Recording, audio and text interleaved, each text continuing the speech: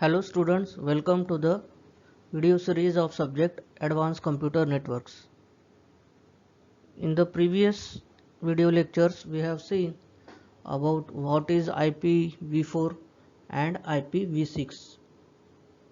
So in unit 3 we have started with intradomain and interdomain routing and types of routing that we have studied in the previous video. In this particular video we will study about a routing algorithm that is of static type. So in similar videos, upcoming videos, we will study different types of routing algorithms. So today's our routing algorithm is Bellman-Ford algorithm. So in the previous video we studied about what is routing, what are different types of routing and different advantages and disadvantages of routing protocols. So today's our topic is Bellman-Ford algorithm. It is of type static routing. Okay, three types of routing we have studied: static, dynamic and default routing. So in today's topic we will study about Bellman-Ford algorithm and we will see one example of it. So coming back to static algorithms. Static algorithms, what are static algorithms or how the routing is performed in static algorithms. तो static algorithm में क्या होता है? Static routing is a process in which we have to manually add routes in the routing table. क्या करेंगे हम? Manually जो network administrator रहेगा वो जो भी राउटर्स कनेक्टेड है उसमें मैन्युअली रूट ऐड करेगा कि कौन से नोड के तरफ जाने को होना, कौन से राउटर कौन सा पर्टिकुलर नोड अगर लैग हो गया या लॉस्ट हो गया इन बिटवीन ट्रांसमिशन तो कौन सा रूट फॉलो करने का है. तो that is part of manual addition और डिलीशन ऑफ नोड्स. तो वो काम कौन करेगा? हमारा नेटवर्क एडमिनिस्ट्रेटर. तो ये हो गया पार्ट स्टैटिक राउटिंग का. तो स्टैटिक राउटिंग में क्या होगा? We have to manually add routes. Routes का मीनिंग फ्रॉम जब भी हम one place to another place जाएंगे या मूव करेंगे, ट्रैवल करेंगे तो उसको वो पाथ को कहेंगे हम रूट. तो ये राउटिंग टेबल्स में हमको वो रूट्स ऐड करना पड़ेगा मैन्युअली, इसीलिए उसको कहेंगे हम स्टैटिक राउटिंग. और स्टैटिक राउटिंग को इम्प्लीमेंट करने के लिए जो अल्गोरिदम यूज होता है उसको कहते हैं हम static algorithms. These algorithms are based on the simplest and most widely used principle. Simple रहेगा as compare to dynamic. Dynamic routing में कॉम्प्लेक्सिटी ज़्यादा रहेगी as compare to static routing, क्योंकि ये सब काम यहाँ पे नेटवर्क एडमिनिस्ट्रेटर मैन्युअली करने वाला है. Now here a graph of subnet is prepared. क्या करेगा नेटवर्क एडमिनिस्ट्रेटर? एक सबनेट का ग्राफ प्रिपेयर करेगा in which each node either represents a host or a router. तो एक डायरेक्टेड या अनडायरेक्टेड ग्राफ क्रिएट करेगा नोड्स का. डायरेक्टेड ग्राफ का मीनिंग है जिसमें डायरेक्शन दिया रहेगा कि A टू B जा रहा है तो B की तरफ एरो रहेगा. अनडायरेक्टेड का मीनिंग सिंपल एक लाइन रहेंगी A टू B. तो यहाँ पे हम एक ग्राफ क्रिएट करेंगे. ग्राफ यानी नोड्स रहेंगे और उसकी कनेक्टिंग लिंक्स रहेंगी, उसको कहते हैं यहाँ पे हम नेटवर्किंग में ग्राफ्स. तो एक सब नेटवर्क का है, हम एक सैंपल ग्राफ क्रिएट करेंगे जिसमें नोड्स रहेंगे और उसके बीच की जो कम्युनिकेशन लिंक्स है वो रहेंगी. तो उसमें भी एक तो डायरेक्टेड रहेगा या तो अनडायरेक्टेड. डायरेक्टेड मीन्स डायरेक्शन दिखाएगा कि A टू B जा रहा है या B टू A जा रहा है. अगर A टू B जा रहा है तो B की तरफ पॉइंट करेगा एरो. अगर B टू A आ रहा है कोई नोड तो वो पॉइंट किसकी तरफ करेगा? Towards A. So here a graph of subnet is prepared in which either represents each node either represents a host or a router. तो जो नोड हम ड्रॉ करेंगे वो आइदर एक तो होस्ट है यानी कंप्यूटर टर्मिनल है, मशीन है, या तो वो क्या है, राउटर है। And each arc represents a communication link. Arc का मीनिंग, अभी कभी कभी लिंक्स कैसा दिया रहेगा इन बिटवीन द नोड्स और राउटर्स, एक तो स्ट्रेट लाइन दिया रहेगा या तो थोड़ा आर्क शेप में दिया रहेगा, यानी स्ट्रेट लाइन नहीं रहेंगी, तो वो क्या रिप्रेजेंट करेगा, हमारा communication link. So as to choose between any two routers, this algorithm simply find out the shortest path between them। अभी ये algorithm क्यों पढ़ रहे हैं हम, बेलमन फोर्ड algorithm या तो और भी algorithm, डिजिक्स्ट्रा algorithm, RIP, ये सब algorithm क्यों पढ़ने वाले हैं कि हमको शॉर्टेस्ट पाथ फाइंड आउट करने का है बिटवीन द टू नोड्स और बिटवीन द टू राउटर्स। अभी शॉर्टेस्ट पाथ क्यों फाइंड आउट करेंगे, क्योंकि अगर इन बिटवीन ट्रांसमिशन अगर कहीं पे फेल्योर आ गया या कहीं पे टर्मिनल लॉस्ट हो गया ओवर द नेटवर्क, तो उस कंडीशन में हमारा बैकअप कुछ तो भी रहने को ना, हमारा कंप्लीट नेटवर्क जाम या डाउन नहीं होने को ना, उसके लिए हम ये algorithm पढ़ने वाले। Shortest path algorithms are Bellman Ford and Dijkstra, और भी है इसमें, बट मेन हमको क्या पढ़ने का है इसमें, स्टैटिक algorithms में एक है बेलमन फोर्ड और Dijkstra algorithm। So coming to Bellman Ford algorithm, it finds the shortest path from a source। अभी सोर्स को देखो, S belongs to V, source का को डिपिक्ट या रिप्रेजेंट किससे किए, S से। Source belongs to C, to all V, V का मीनिंग है यहाँ पे vertices, to all V belongs to V और determines that a negative weight cycle exist. अभी बेलमन फोर्ड में अल्गोरिदम हम कहाँ पे यूज करेंगे, जहाँ पे नेगेटिव वेट साइकिल है। नेगेटिव वेट साइकिल का मीनिंग, कोई भी अगर टू नोड्स अगर हमने अज्यूम किए, node A and node B, इसके बीच में जो लिंक है, कम्युनिकेशन लिंक या जो भी एरो है ए टू बी का, इसके ऊपर वो एज के ऊपर एक वेट दिया रहेगा। वेट यानी उसका ट्रांसमिशन का कॉस्ट कितना है इन टर्म्स ऑफ राउटिंग, ठीक है, ये इन टर्म्स ऑफ मनी या ऐसा कुछ नहीं रहेगा। तो वेट का मीनिंग है कि वो नोड से वो दूसरे डेस्टिनेशन नोड तक पहुंचने के लिए कितने हॉप्स या कितने वेट हमको लगने वाला है। हॉप्स मीन्स जंप्स, ठीक है। तो ये नेगेटिव वेट साइकिल में रहेगा। नेगेटिव वेट अगर है, जैसा ए टू बी, अगर पॉजिटिव वेट क्या रहेगा, 1 2 3 4।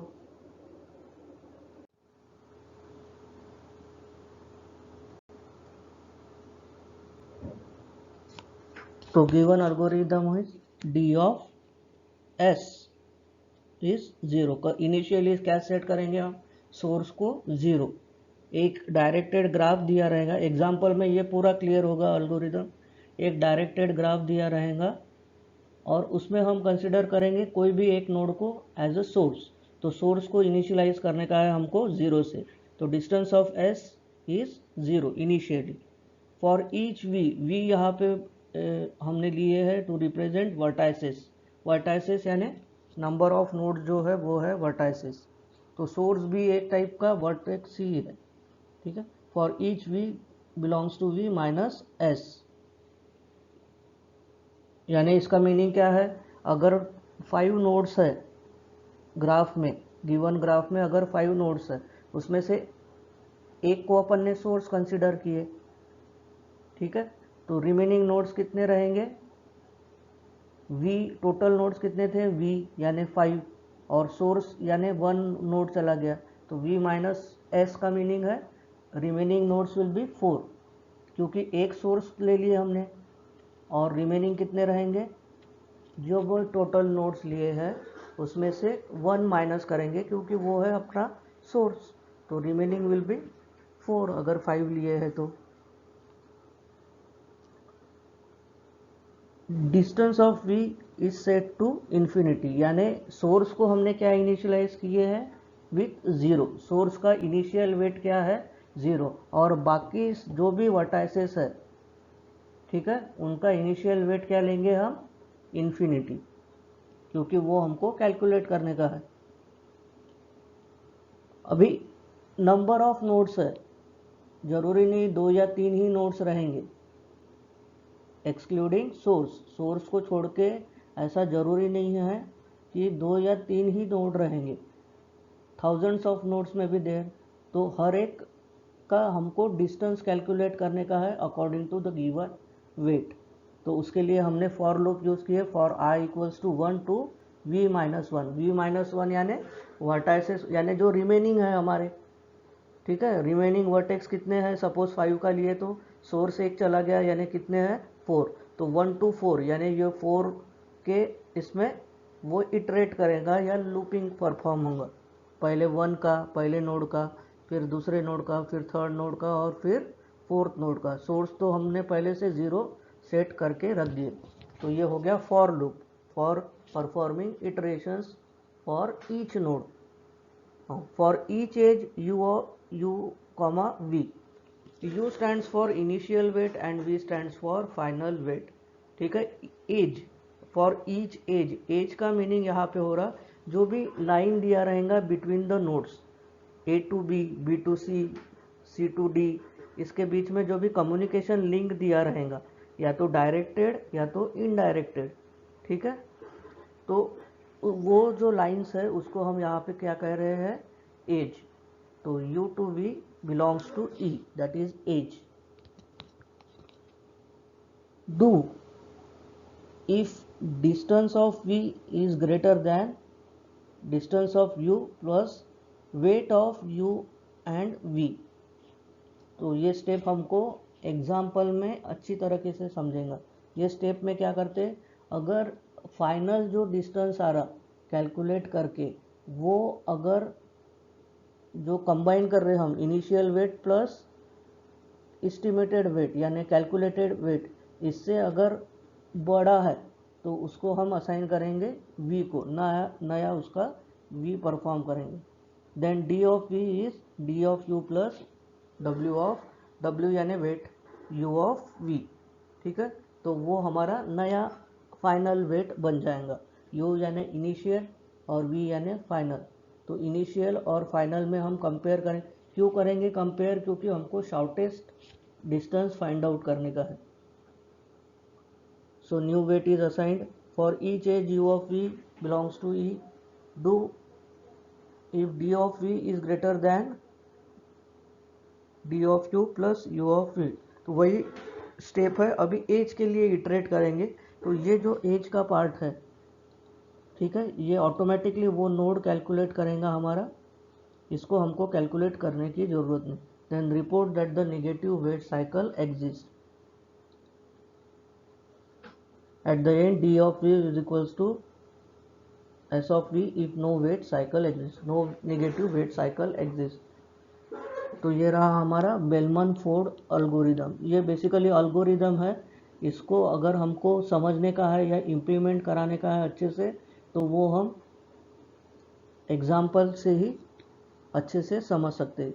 क्या करने का है, सबसे पहले सोर्स जो नोड है उसको 0 सेट करने का है, बाकी के नोड्स को हमको क्या करके रखने का है इन्फिनिटी, और फिर वो नोड्स से जो भी एरोज जा रहे हैं या तो डायरेक्टेड ग्राफ्स है, वो नोड्स से हम एक एक नोड का वेट कैलकुलेट करते जाएंगे। अगर वो पहले जो था उससे कम आ रहा तो नया छोटा वाला वेट असाइन करेंगे, अगर बड़ा आ रहा तो जो पहले था उसी को रखेंगे। ये सब क्यों कर रहे हैं हम, to find the shortest path between the node.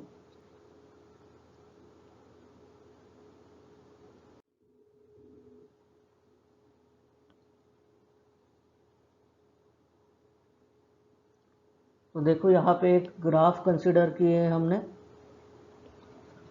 इसको कहेंगे हम ग्राफ, ठीक है। This is the given, suppose given example is this.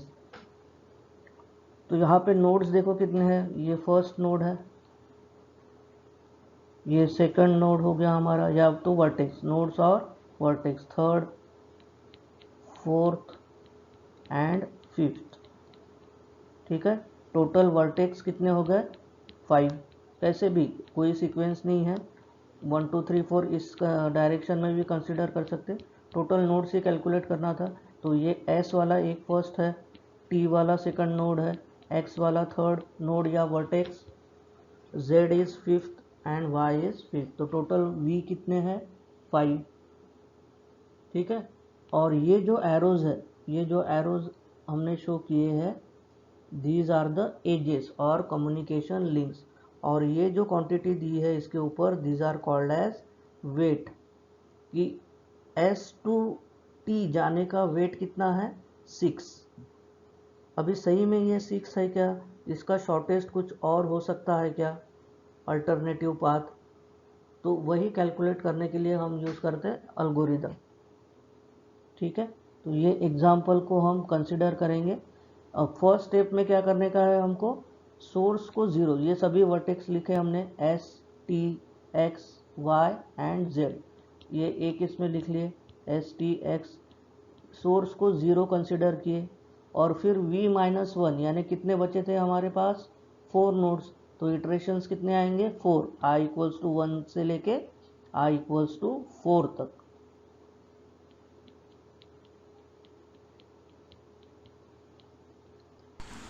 Hello friends, आज का हमारा टॉपिक है bellman fold algorithm. Bellman fold algorithm बिल्कुल सिमिलर होती है डिस्गास्टा एल्गोरिथम के, बस इसमें डिफरेंस आता है हमारे पास नेगेटिव वेट्स का। डिस्गास्टा में हमारे पास नेगेटिव वेट नहीं होते हैं, लेकिन बेलमैन फोल्ड में नेगेटिव वेट्स गिवन होते हैं। बाकी का पूरा कैलकुलेशन उसी तरीके का होता है। तो चलिए देखते हैं इस क्वेश्चन में कैसे सॉल्व करेंगे। इनिशियली हमने क्या करा, स्टार्टिंग नोड को 0 ले लिया और बाकी सबको हमने इनफाइनाइट से डिक्लेयर कर दिया। अब हम I इक्वल टू 1 यानी पहली बार हम S से स्टार्ट करा तो T पे गए तो हमें यहाँ पे 6 मिल गया, और इसका पेरेंट हो गया हमारे पास S। और S से हम देखिए Y पे भी जा रहे हैं, तो Y पे भी गए, यहाँ पे वैल्यू आ गई 7 और इसका पेरेंट हो गया S। अब हम इस पे आगे कहीं नहीं जा सकते हैं, तो अब हम I इक्वल टू 2 के लिए वर्क करेंगे। यहाँ पे देखिए सबसे छोटा नोड कौन सा है? 6, तो 6 की वैल्यू है T। अब हम T पे आ गए, तो T से देखिए हम कहाँ पे जा सकते हैं। तो सबसे पहले हम T से जाएंगे X पे, तो T से हम जाएंगे X पे। T की करंट वैल्यू है 6, तो 6 + 5 11, और X का पेरेंट हो गया हमारे पास T। और देखिए T से कहाँ जा सकते हैं? 11। अब देखिए T से हम और कहाँ जा सकते हैं? T से हम Y पे भी जाएंगे, लेकिन Y की वैल्यू 8 है और यहाँ पे 7 है, तो ये उससे बड़ी वैल्यू है, इसलिए इसको हम रिप्लेस नहीं करेंगे। T से हम जा सकते हैं Z पर, ये देखिए T से यहाँ पे हमारे पास नेगेटिव वेट गिवन हुआ है -4। तो अब इस नेगेटिव वेट को इस्तेमाल अब -4 को हम यूज़ कैसे करेंगे? 6 + -4, तो यहाँ पे हमारे पास वैल्यू आएगी 2, तो Z की वैल्यू हो गई यहाँ पर 2, और I किससे? T से, तो इसका पेरेंट हो गया T। अब देखिए I इक्वल टू 2 पे हमारे पास देखिए T से कहीं और पॉसिबल है रास्ता? नहीं है, तो हम I इक्वल टू 3 की तरफ मूव करेंगे। जब मूव करें तो देखिए यहाँ पे सबसे छोटी वैल्यू है हमारे पास 2 यानी कि Z, तो अब हम आ गए Z के ऊपर। Z का नोड की वैल्यू है हमारे पास 2, तो अब देखिए Z से हम कहाँ जा रहे हैं? स्टार्टिंग नोड, ये हम जाएंगे नहीं, और X पे जा रहे हैं, तो X की वैल्यू है यहाँ पे 7, तो 7 पे देखिए यहाँ, और यहाँ पे वैल्यू है 2, तो 7 + 2 हो गया 9, और पहले की वैल्यू कितनी लिखी हुई है? 11, तो इसको रिप्लेस करके हम यहाँ पे लिख लेंगे 9, और 11 की जगह आ गया हमारे पास यहाँ पे 9, और इसका पेरेंट हो गया Z। ठीक है, अब हम और आगे चलेंगे। क्या देखिए यहाँ पे और कहीं पॉसिबल है रास्ता Z से? देखिए Z से हम और कहीं जा रहे हैं? नहीं जा रहे हैं। ठीक है, अब हम I इक्वल टू 4 पे चलेंगे। सबसे छोटी वैल्यू हमारे पास यहाँ पे Z का काम ख़त्म हो चुका है। अब सबसे छोटी वैल्यू हमारे पास Y की है, क्योंकि ये भी हम यूज़ कर चुके हैं और ये भी यूज़ कर चुके हैं। अब सबसे छोटी वैल्यू Y है, यानी कि Y से देखिए हम कहाँ पे जा सकते हैं? तो Y से हम जाएंगे Z पे, लेकिन Z ऑलरेडी 2 छोटा है, इसलिए इसको हम यूज़ नहीं करेंगे। अब देखिए इससे हम जा सकते हैं X के पास, तो 7 - 3 जो कि आया 4, तो X पर वैल्यू आ गई है हमारे पास 4, और यहाँ पे हमने कट करके लिख दिया 4, और I किससे? Y से, तो इसका पेरेंट हो गया हमारे पास Y। अब देखिए सबसे और कोई रास्ता है यहाँ पे जाने का? और कोई रास्ता नहीं है, और अब सबसे छोटी वैल्यू हमारे पास बच रही है, और 4 वैल्यू है हमारे पास x की। तो अब देखिए हम x से कहाँ कहाँ पे जा सकते हैं। तो x से हमारे पास सिर्फ एक ही पाथ है वापस t जाने का, तो 4 - 2, यानी कि हम t पे अगर जाते हैं तो यहाँ पे हमारे वैल्यू 6 कैंसिल होके हमें यहाँ पे नई वैल्यू मिलेगी 4 - 2 2। अब देखिए क्या और कोई पाथ विजिबल है, लेकिन अब हम देख सकते हैं यहाँ पे हमारे पास और कोई पाथ विजिबल नहीं है। तो हम क्या करेंगे, सबसे छोटी वैल्यू जितनी भी हमारे पास आ गई हैं उसको सर्कल कर लेंगे और यहाँ से हम स्टार्ट करेंगे। एक बार यहाँ पे इसका पेरेंट रह गया, इसका पेरेंट यहाँ पे हमें पे x मिल जाएगा। ठीक, चलिए अब स्टार्ट करते हैं। तो 0 से हमने स्टार्ट करा s से, तो देखिए s से हम सबसे पहले y जा रहे हैं, तो s से हम गए यहाँ पे y और y की वैल्यू कितनी हो गई 7। अब देखिए y से हम कहाँ गए, y से हम गए x पे, y से हम गए x पे और वैल्यू मिल गई 4। अब हम गए x से t पे, x से हम गए t, वैल्यू मिल गई हमको 2 और t से हम गए z, वैल्यू मिल गई 2। तो इस तरीके से बेलमैन फोल्ड एल्गोरिदम की हेल्प से हमने शॉर्टेस्ट पास निकाल लिया। Thank you friends.